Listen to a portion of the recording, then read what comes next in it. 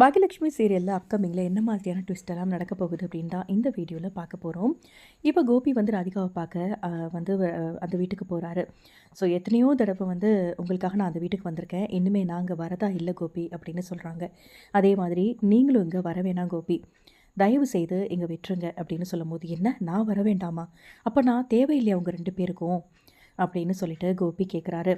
கோபி நீங்கள் கிளம்புங்க அப்படின்னு சொல்ல, ராதிகா ராதிகா நான் சொல்கிறத கொஞ்சம் கேளு, கொஞ்சம் புரிஞ்சுக்கோ ராதிகா அப்படின்னு கோபி சொல்கிறாரு.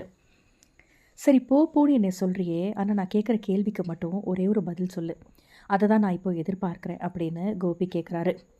நம்மளோட இந்த ஒரு பிரிவு நிரந்தரமா, அப்படி இல்லைனா இப்போதைக்கு நான் வரவேணான்னு சொல்கிறியா, என்னன்றதை எனக்கு தெளிவாக சொல்லு ராதிகா அப்படின்னோடனே, கண்டிப்பாக இதை நான் சொல்லணுமா அப்படின்னு சொல்லி கேட்குறாங்க ராதிகா.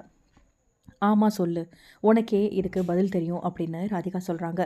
எனக்கு குழப்பமாக இருக்குது, ஏன் வேணான்னு சொல்கிற, அப்போ நான் உனக்கு தேவையே இல்லையா, இந்த பிரிவை பற்றி நீ என்ன ராதிகா நீ நினச்சிட்ருக்க, ஒன்று பிரிஞ்சு என்னால் இருக்கவே முடியாது அப்படின்னோடனே, நீங்கள் நிரந்தரமாக கிளம்புங்க கோபி, எல்லாம் உங்களுக்கே தெரியும், உங்கள் மன நிம்மதிக்காக தான் நான் இந்த ஒரு முடிவே எடுத்தேன், அந்த முடிவில் இனிமேல் எந்த ஒரு மாற்றமும் வரப்போகிறதில்ல, நீங்கள் தயவு செய்து கிளம்புங்க, நீ இல்லாமல் நான் எப்படி ராதிகா வாழ்கிறது, அது கொஞ்சம் யோசிச்சு பார்த்தியா அப்படின்னு கேட்குறாரு. மயூ ஏன் குழந்தை, அதையும் யோசிச்சு பாரு, நான் இல்லாமல் மயூ நீ எப்படி இருப்பீங்க, 15 வயசுக்குள்ளேயே. ஆனால் என் பொண்ணு போதுங்கிற அளவுக்கு நிறைய கஷ்டத்தை பார்த்தாச்சு கோபி, இதுக்கு மேலே என் பொண்ணு நிம்மதியாக இருக்கணும் அப்படின்னு நான் நினைக்கிறேன்.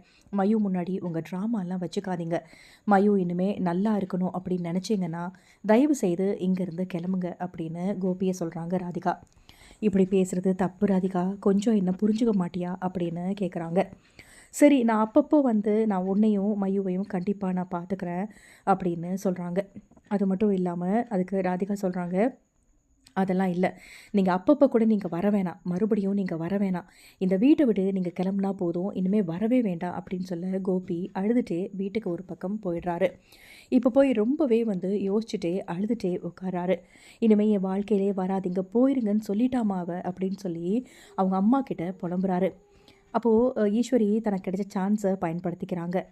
நீ வேணான்னு சொல்லிட்டு போகணும்னு நினச்சி இங்கே இருக்கிறவங்கள கஷ்டப்படுத்தாத கோபி அப்படின்னு சொல்லிட்டு ஈஸ்வரி ஒரு பக்கம் சொல்கிறாங்க.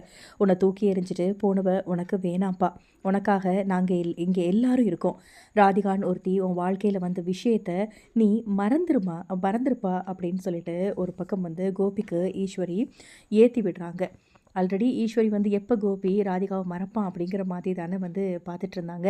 உன் உடம்புக்கு நல்லதில்லை, நீ அவளை நினச்சி கஷ்டப்படுறத என்னால் பார்க்க முடியாது கோபி,